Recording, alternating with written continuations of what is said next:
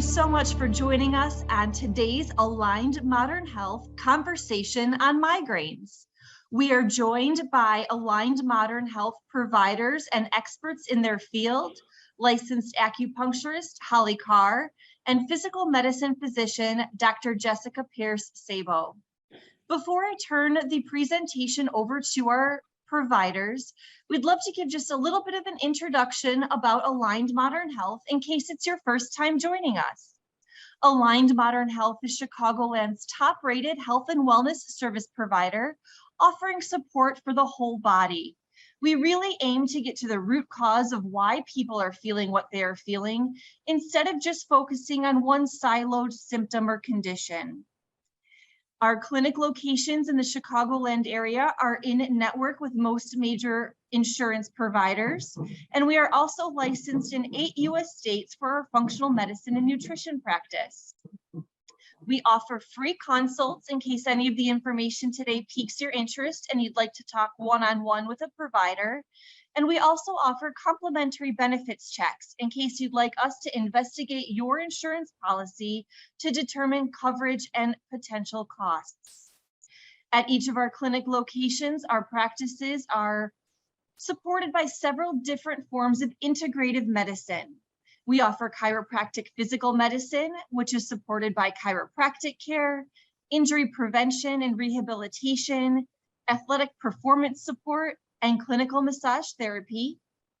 Our acupuncture practice is amazing to benefit physical pain symptoms, but also some intangibles like stress, anxiety, men's and women's health and hormone balancing, pregnancy, fertility, and menopause support, fatigue, sleeplessness, of course, migraines.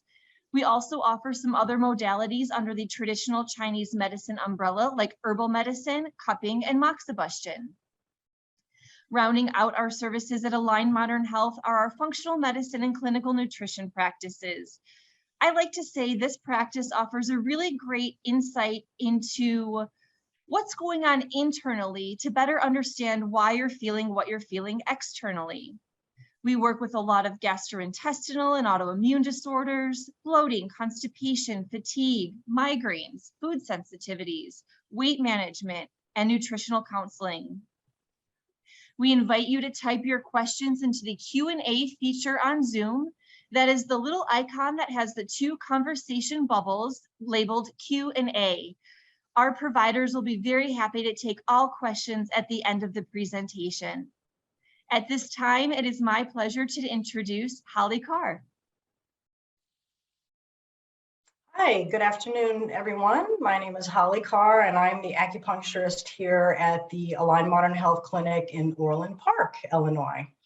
I don't want to assume that everybody knows what acupuncture is, so just to briefly describe it, it is the process of using very thin, single-use only needles along areas of the body that require pain, or help and pain and balance. We help to encourage blood flow, oxygen flow to those areas that require healing so the body can heal itself.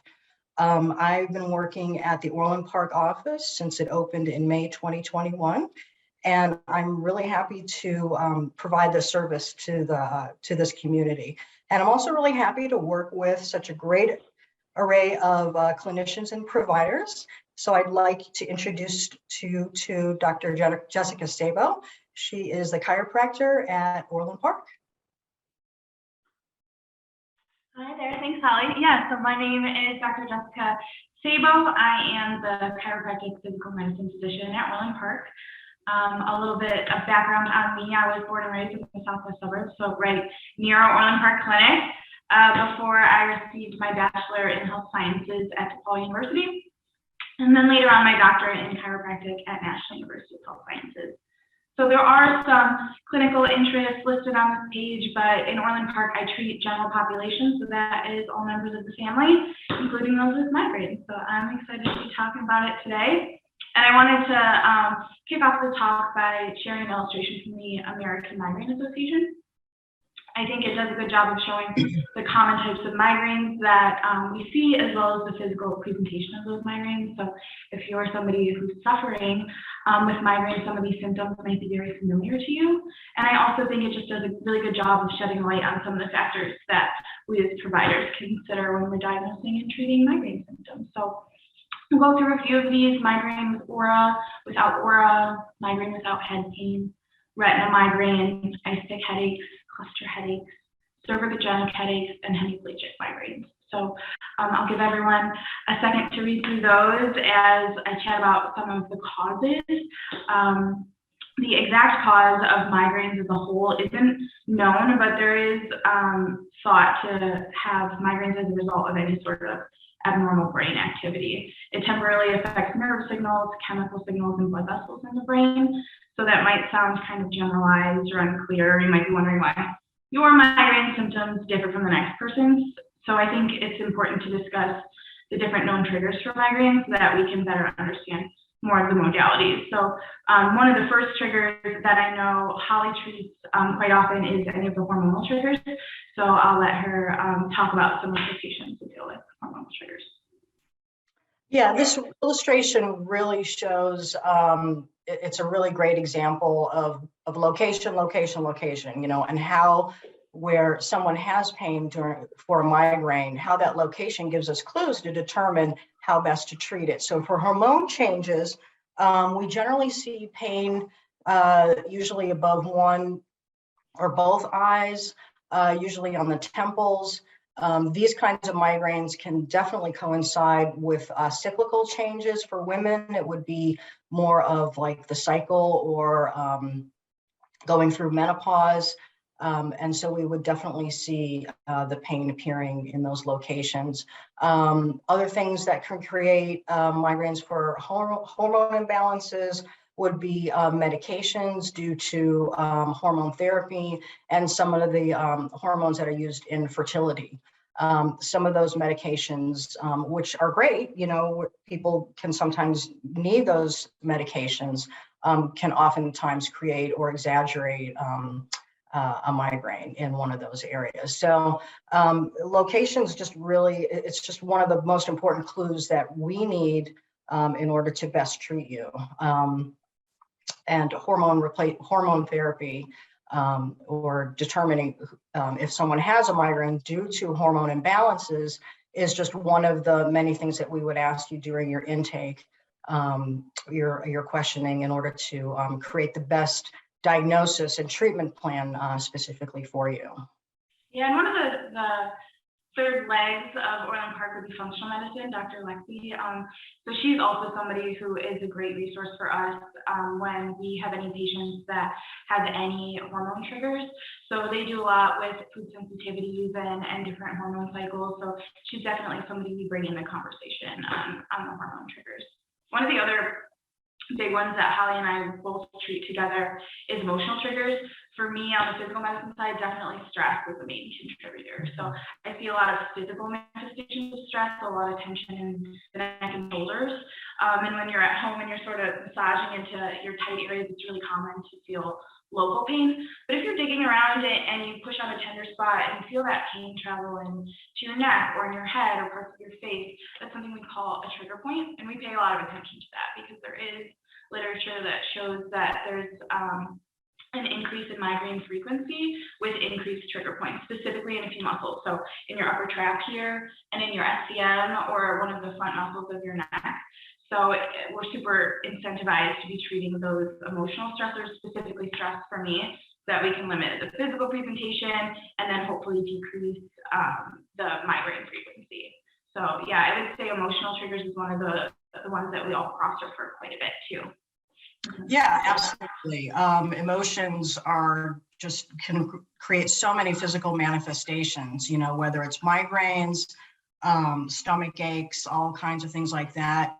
And if someone does present with a migraine and they also feel like butterflies in their stomach or they feel knots in their stomach, the location of the migraine is important, and also, you know, how it affects the stomach. And that will also give me a clue as to like the best way to treat it. So That's why questioning is so important. But yeah, stress, and it's all ages, it's not just, working adults, in many different professions. It's children, they have a lot of stress with school, especially over the last few days with the COVID changes.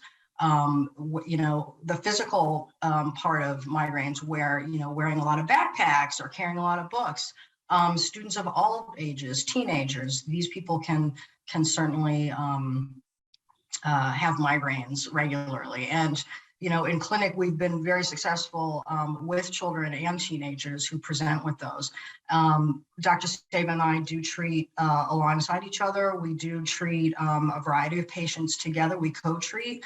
So what we'll do is before a patient comes in, we'll confer and just, question, how are they doing? What's the follow-up? What are you working on? What am I working on? And we can kind of go from there and see how long that person's going to continue being treatment, see if there's other things that we can do for them.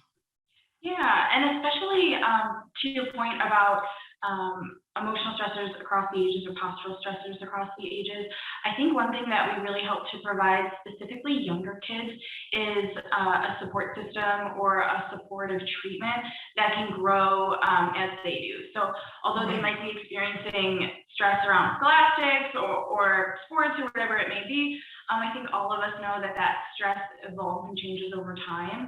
So although the stressors might change, to have a system in place that works for your child or works for you as you grow and change through different stressors is something we find really successful, that people feel like they have a team and that they know where to go if they do have periods of increased stress. Because I think it's, although something we try to limit, I think it's unrealistic to say that we'll never find a stressor again. So having people that you rely on is great, and we love to see you. So yeah, but you also mentioned backpacks. And I think with the physical stressors, that's what everyone thinks of when they think of a chiropractor, is with physical stressors. So I see a lot of the postural imbalance, which can be kids with backpacks or people sitting at a desk or increased screen time, or some of my patients are painters and they're in this, arched head position for long periods. So I think postural stressors are a big deal. And one of the migraines that were on that initial map was something called cervicogenic headaches, or headaches stemming from the neck or neck pain. So that's something that I treat very successfully. I think the chiropractic portion as well as massage therapy do really good for decreasing the tension in those muscles that become really tense with that forward posture. But we also try to spend a lot of time to retrain the supportive muscles so you can build postural stamina too. So the goal being treating your pain now, that's why you're here, but then how do we maintain that relief for longer periods throughout the day, or with less visits over time. So that's something that we treat quite often across several modalities, but definitely the one I think I see most often.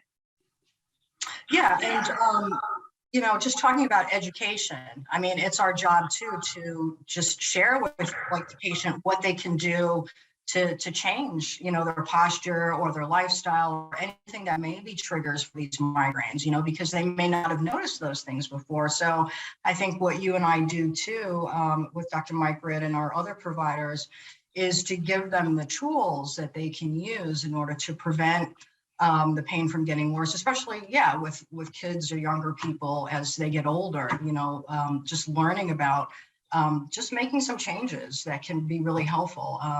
Definitely seen it with, the advent in the last 15 years of screen time. Oh, yeah. Screen time, the posture, going like this all the time. I mean, not only does it really hurt your neck and it can trigger migraines, but in my medicine, it's definitely very depleting to certain organ systems. It helps, it depletes the nourishment that you need for your muscles and tendons. And over time, that can just make things much more inflammatory for the person. So having, giving them tools is something that we do really well. Yeah, and I think the other thing that I'd love to state as like a misconception, I don't know if you feel the same way, Holly, but when I make a recommendation for people and it's hard for them to achieve, I feel like they don't want to tell me, like I'm going to be mad at them or something, but it's definitely within all of our wheelhouses to problem solve some of the difficult things that we ask people to do or difficult things that people try to incorporate in their day. So I'd say aside from just the treatment modality, we're also really good at trying to prioritize certain, body positions or certain approaches to relief when you're not in the office. And that works really well with the cross referral because people tend to bring certain things to Holly's attention and certain things to my attention. So when we talk about that patient and about their clinical experience, it's really nice to come from different sides of the healing spectrum and still be able to make suggestions that benefit that same patient. So I think that's really big. Yeah. Yeah. And that's how we learn more thoroughly about that patient, because they're not going to share like everything with me and they're not going to share everything with you. So we just kind of get more of a complete picture as much as we can. Another thing that I've noticed with my patients is the whole GI approach, like the stomach approach, food sensitivities, allergic reactions, seasonal allergies. All of these can definitely lead to migraines. So, that might be something that the patient hasn't really thought about before. Like maybe they do have a food sensitivity to something. Maybe after they eat chocolate or have coffee or they drink a lot of coffee, they tend to have migraines. Or maybe when they stop drinking coffee, because withdrawal can certainly lead to those things. So, part of my job too is to kind of figure that out and just treat accordingly, and also follow up. I mean, we all do that where, we'll give a session, give a treatment, and then they'll come in from week to week. And they just let us know if they felt better, if they felt worse, what changed. So getting that communication going with the patient is really helpful in giving them a successful treatment so they can heal. Yeah, I think all of our modalities are very feedback oriented. There's lots of different ways at least from my perspective, the adjustment can be performed in lots of different ways, more or less pressure, different positions, things like that. So if somebody ever had increased symptoms or felt like they didn't get as much relief from one to another, we all have different ways to adjust our modality to make it really personal to that patient, which is why the feedback is so helpful. And to that same point about some of those dietary triggers, low blood sugar, caffeine, inflammatory foods, things like that, all of it contributes to those migraine symptoms because there is that source of inflammation. And for some people, it might be many of them, posture and inflammatory foods that they don't know, and stress. So having, like we said, multiple providers that have different perspectives, I think really helps us quickly identify where we can stop the inflammatory cycle so we can improve your symptoms now, because we of course realize that that's why you're here, is because you're in pain, but then make those long-term changes so that you're not back the next week with another migraine. So we have both on the brain is treating the current pain that you have, and then how do you make lasting results. So it's really helpful to have that feedback from the patient and then feedback from Holly about her treatments or my treatments. So yeah, absolutely. One thing that I'm noticing too, I mean, I've been treating for a long time, and there's all these changes that happen through the years. There's always new things. Like we're dealing with COVID now. So you and I have both treated people that have had long COVID, and migraines is a big part of that. But sleep deprivation can lead to migraines. And there's a lot of people working overnight shifts. They're not getting the sleep they need during the day. And migraines, if they're susceptible to migraines, I'll have people tell me that they will get a migraine if they don't get enough sleep. So, it's tough because people have lives. We've got to do what we got to do. But what we can do is try to work within what's going on with them, get them the most restful sleep that they can get within the time that they can get. Yeah, and some of those other factors that I see, I know you treat as well, is childcare is a big one. We have lots of new parents or new moms that are sleep deprived, but we also have like big environmental stressors that cause migraine symptoms. So right now, especially with any sort of seasonal change, another different environmental stressor would be like moving to a new region, or even just like starting a new job. I have tons of patients who spent years being on their feet, and now they're transitioning into more of a seated position, and that comes with its own sort of postural stressors. And again, we recognize that you're not able to limit the weather. If you are, call me, because I don't want it to get cold and dark out, but you can't limit the weather. You can't always limit your job, but if we can give you tips to go for longer periods with relief, or have relief during those seasonal upticks. Those are stuff, environmental factors that we deal with all the time. Right. Yeah. Yeah, definitely. I mean, I definitely see people whose migraines get triggered by barometric pressure. Yeah. I mean, they know it's coming. They can always tell when the rain is about to come. You know, so for some folks, it's knee pain, it's shoulder pain, but for some folks, it's migraines, you know. So, you know, just looking for those patterns, getting their feedback.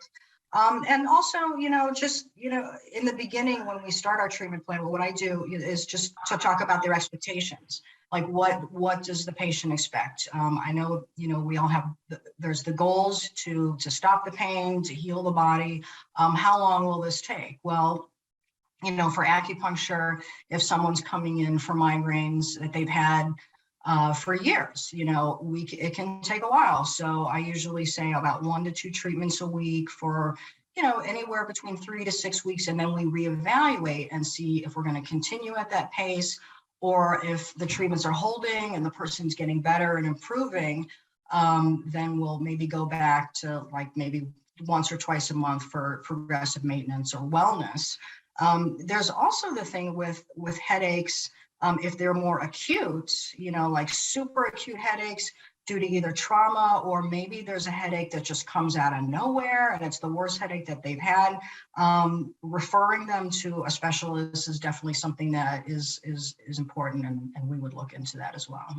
Yeah, as much as Holly and I have a great relationship, we know some other doctors too, so that definitely comes in handy for sure. And just connecting any patient to the right provider is big for sure. As far as chiropractic treatment, it's around the same amount of time. I focus treatment around tissue healing time, so anywhere from 6 to 10 weeks, depending on what somebody's symptoms are. Sometimes it's just a single migraine symptom. Other times it's also coupled with somebody's sprained ankle and their sciatica. So some people come in with one symptom, but others are a little bit more complicated or chronic, to your point. But again, similarly, it's a bit more front-heavy care, so we're really making the changes to that tissue, trying to get you out of pain. And then less and less often, with the goal being building more stamina in those areas to go longer periods without pain. And then that way your team's here if you need it, but it's not that you're completely hooked on any one provider or one modality for you to get long-term relief. So yeah, anywhere from 6 to 10 weeks for me. And I think, Holly, I don't know if you feel the same, but I think the best thing any prospective patient could do would be to come in, specifically with migraines, to come in with any sort of migraine log or migraine diary. You know, we've gone over a lot of different factors, a lot of different triggers, but I don't expect any one patient to put all of those together. And I also don't get to follow my patients around all day. So to have a snapshot into their lives, I think it makes it a lot easier for us to identify some of these triggers, and gives us a good lead off into what modalities might pack the biggest punch right in the beginning, especially. Absolutely. I mean, that's really helpful to identify those patterns. So, you know, with the initial intake, when I'm talking to patients, we'll talk about onset, how long, when does it start, frequency, how often, where, location, where are they on your head? The quality, is it sharp? Is it dull? Is it boring? Is it burning? And what makes it better? What makes it worse? And you know, it can be kind of repetitive, because I'll definitely ask from week to week, just little follow-ups. Okay, how was it? Did it get better? Did it get worse? You know, what did you notice? And, you know, I mean, as we continue working with people for migraines, they might notice other things get better too. I mean, acupuncture and chiropractic and everything that we do is very holistic. So even though we're treating one part of the body, they might notice an improvement someplace else. And that's really lovely to see. Yeah, especially if any of our therapies help people take less medication. It has a big impact on especially your GI system, and it can affect your sleep and other areas. So if we can limit the amount of medication you're taking, that can have real systemic effects too. So I'm happy you brought that one up. Oh, for sure. You know, anything that would be great to keep them. And I would say that most of the people that I see that are on medications are really looking for a way to not take those medications. Yeah, absolutely. And to just round out again with Dr. Lexi, I think that's another one that we cross refer is other types of pain relief, avoiding certain types of like ibuprofen, acetaminophen, Advil, stuff like that. So Yeah, for sure. Absolutely. Yeah, unless you have anything else to add, I think it'd be a good time to take some questions. Huh? Okay.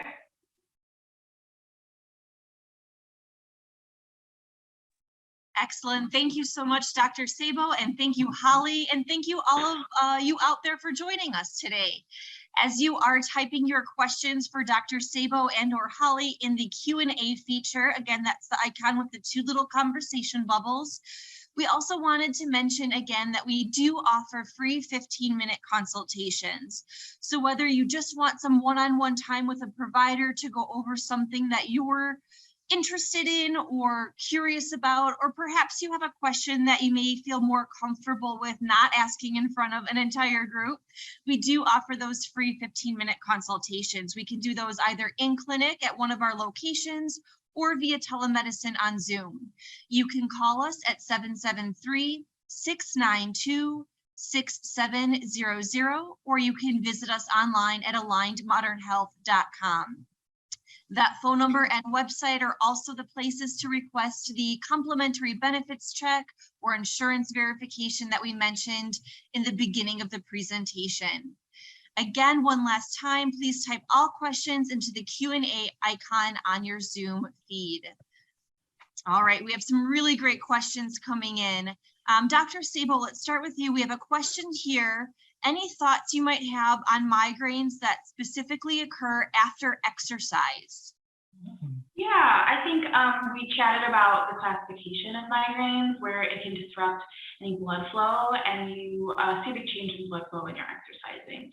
So I would say I'd love to know what type of exercise that person is doing and how often. So if you're trying something really rigorous for the first time, that might be somewhere to build up to, but trying something that's more appropriate for your skill level in the moment. And if that affects your migraine symptoms, I would say that the goal being the exercise that you originally had, that would be a goal for care, building back up to there. Otherwise, just from that single question, I would say that I would want to assess the type of exercise they're doing and then also assess the skill level of that patient. Wonderful, thank you so much.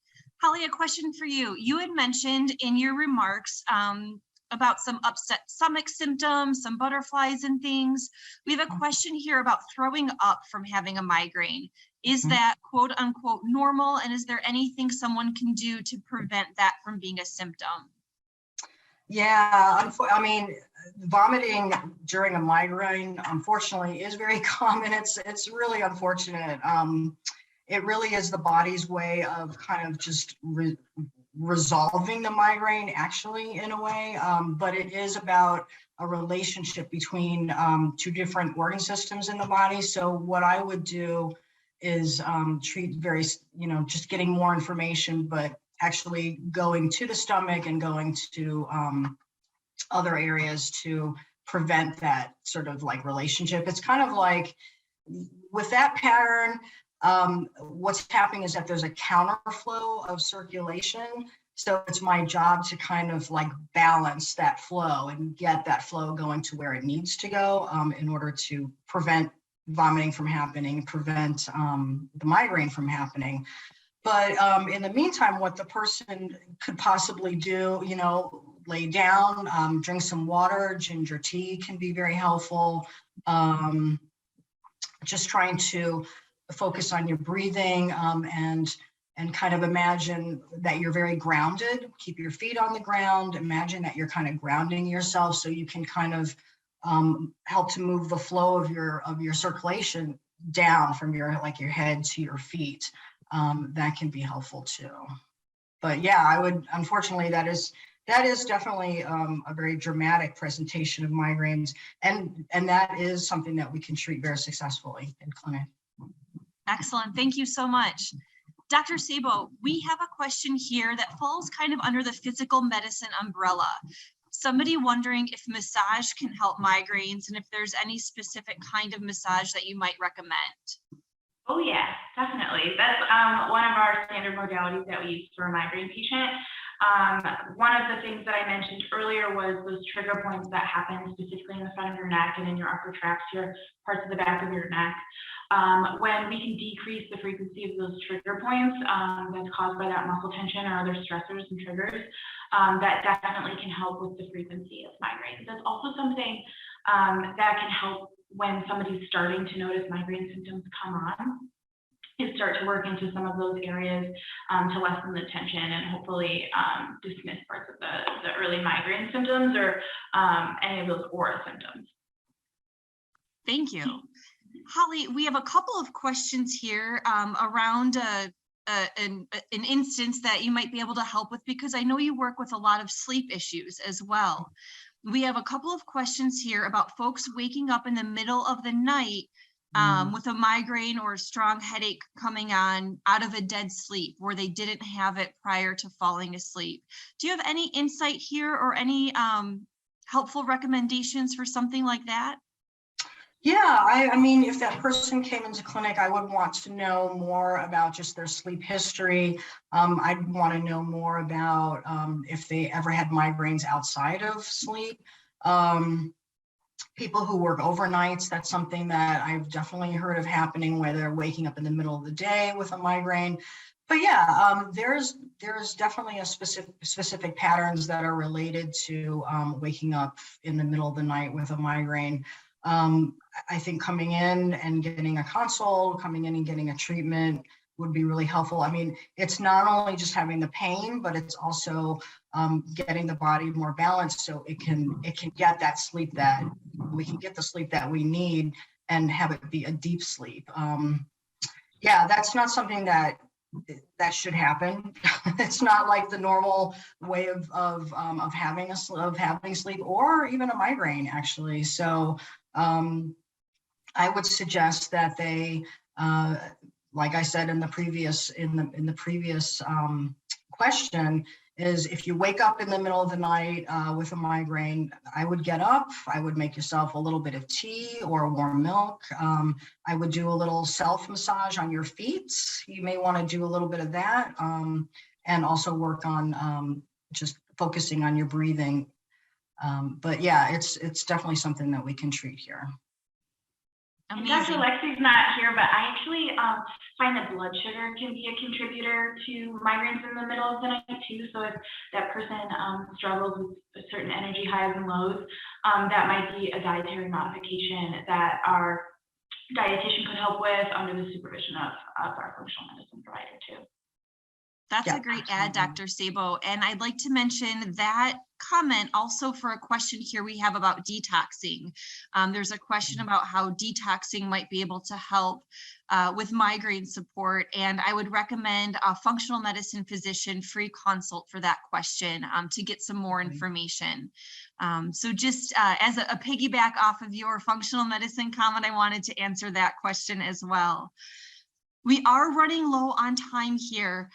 So we have one more question that we can take, but there are many questions here that are really great, and we apologize for not being able to answer all of them.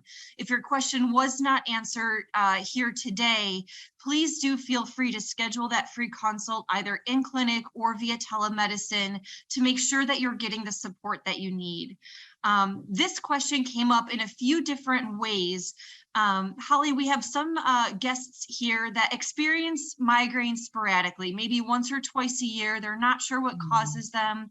Can a continuous acupuncture treatment be something that may be preventative, or is this something more that you would say, you know, come in when you're having an episode or experiencing acute symptoms?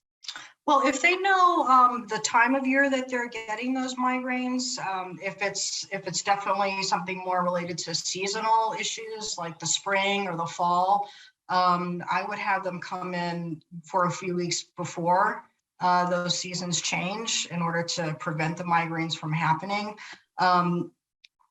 It would be, again, just getting more patterns and getting more connections and just talking to the patient, figuring out what exactly, if there's any kind of connections with the seasons, or if there is maybe something else, maybe there's something physical going on where they're doing like a different, I don't know, a different kind of work, or, that changes a couple times a year, but just finding out specifically what that is and then working with them before they make those changes. I mean, acupuncture is so great for cyclical things and for life changes in general, just to have the body to kind of have those resources to get better and to prevent those things from happening. So as far as coming in regularly for migraines, after, maybe a couple months where there's no migraines, then we can maybe, discharge you from care, or have you come in maybe once every 6 weeks just for general maintenance and prevention. Amazing. Thank you so much for that. Thank you, Dr. Sabo. Thank you, Holly. This was a wonderful presentation, a lot of information, and we will be sending out this recording to all who have registered. So if you're here live with us today, you will receive a recording of the presentation via email just a little bit later this week after we have a chance to edit it in post-production. It will also be available on Aligned Modern Health if you click on resources and scroll down to webinars. That does take us to all the time that we have for today. But again, if your question was not answered, please accept our apology and feel very welcome to schedule that free consult. Our next digital doc presentation is coming up on Wednesday, November 9th. And it is all about having a healthy holiday season. This one is a lot of fun and offers some great tips and tricks as we are faced with some perhaps abundances with the upcoming holiday season. You can register for that at alignedmodernhealth.com. Again, thank you so much for joining us. Thank you, Dr. Sabo. Thank you, Holly. And we hope you have a great day. Cheers. Thank you.